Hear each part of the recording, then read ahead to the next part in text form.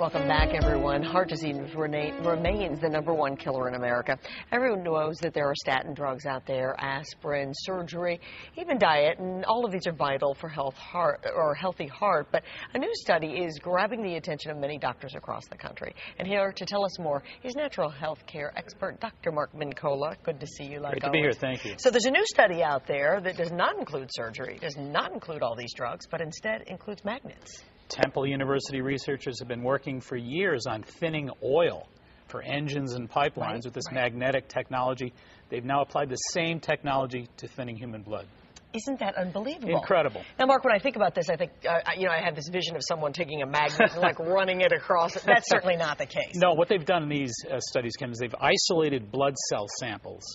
But they found some remarkable research, remarkable information from this research. They found that a mere 1 minute of magnetic exposure, that's the equivalent of MRI exposures, 1 minute, reducing the blood thickness by 30%. Wow. Incredible. And in so many people who are fighting this, that is a huge difference. Well, in 1 minute lasts 4 hours. So think of the applications. The possibilities are incredible. Absolutely. Okay, so how would they go about applying this? Would it be like an MRI machine? Is that how we go about it? There's many different potential applications that still have to be researched. There's a lot of study that needs to be done. But there's many possibilities. You know, over in Europe and over in the Far East, there are many different magnetic beds. Folks are now ordering and purchasing magnetic beds. They can, of course, range from different potencies and powers of polarizing magnitude. So there's machinery, there's all kinds of magnetic possibilities that have developed in terms of product. It's going to be remarkable in the next 10 years. Let's talk about the individual who would have to have this. Would a doctor determine the strength at which you would go into a magnetic field? I mean, would it be like a prescription? It really would be, and I think that's the direction we're heading in. But the candidates would be people who have very thick blood viscosity. Okay. You know, the idea that they may have a heavy clotting factor.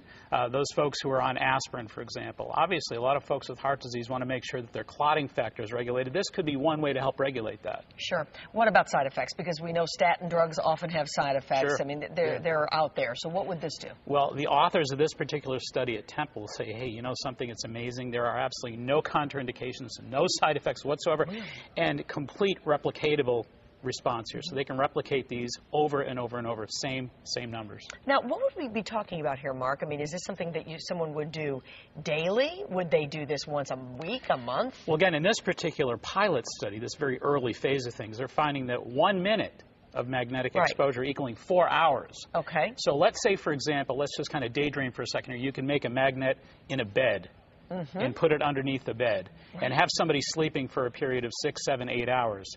Now, do the math on this. You could actually carry yourself through that process for a whole day or so after that sleep. Sure, absolutely. Okay, and what about the cost of this? Because this sounds like something that could be very costly. Well, I think it actually may be the opposite. I think that the idea that magnets are fairly inexpensive, and it depends on the gauze or the power of those magnets, the structure of those magnets, and the placement of those magnets. But I think it really could be a remarkably affordable way to thin the blood. Maybe more affordable than these drugs that we're talking about, or ultimately surgery and the issues that are associated with heart disease. Well, I think affordable, number one, and number two, safe and effective. And who couldn't do this? I mean, again, there's no contraindications.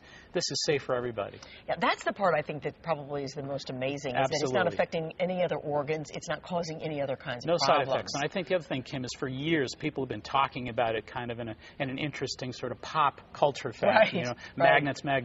But now we're starting to find that science is saying, hey, there's something really to this because it polarizes those blood cells because there's iron in the blood. The researchers say because of that iron in the blood, it polarizes those blood cells and it shortens the chains, thinning the blood. It's pretty remarkable. It really is. It is remarkable, and it could make such a difference in a disease that is affecting Americans every single day.